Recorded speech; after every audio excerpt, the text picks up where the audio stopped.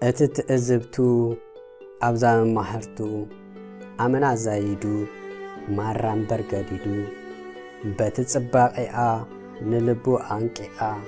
እንደዘይ ፍቃናታ ሂቡ አፍሊ ቦታ ሃንሳ አምስጠመታ ነአስናና መስታ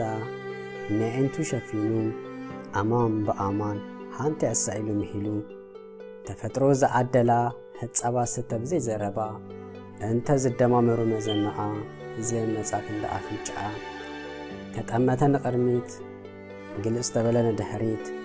ሃንጎሎ ካለከ ሐስብ ምሂሉ ነአ ጥራሕ የሪኦ ምስላ ሰስኢሉ ወረንተ ዝኸውን ጥራዝ ናይቲ ምሕርታ ክጥምታ በዓለ ብዘይ ስክፍታ ወረንተ ዝኸውን ቆርበት አካላታ ስድሪ አይሙተፈለኝ ካብ ሕይወታ ግና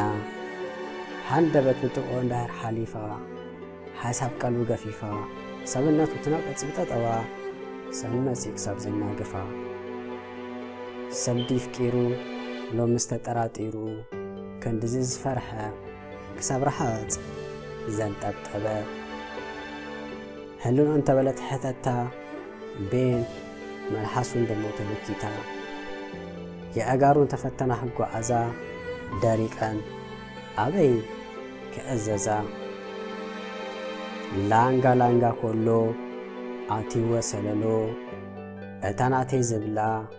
ኢሎሞ ተመንጢላ ላንጋ ላንጋ ኮሎ አቲወ ሰለሎ እታናቴ ዝብላ ኢሎሞ ተመንጢላ ወረንተ ዝኸውን ኢሉ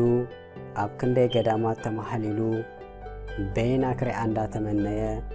ከልተ ኮይኑ ምስረአየ ጽቡ ጌሩ ተረዲእዎ ማይ አሚኹ ከም ዝተረፈ ጽላለ ድሂቡሉ ክብል ጀሚሩ ካባይ ተምሃሩ ሃያቱ ማግባዝ እንታይ መርጫኹም ፈዘዝ ትልኩም ከምዚያ አጫኹም ሃያቱ ማግባዝ እንታይ መርጫኹም ፈዘዝ ትልኩም ስባ ከምዚያ አጫኹም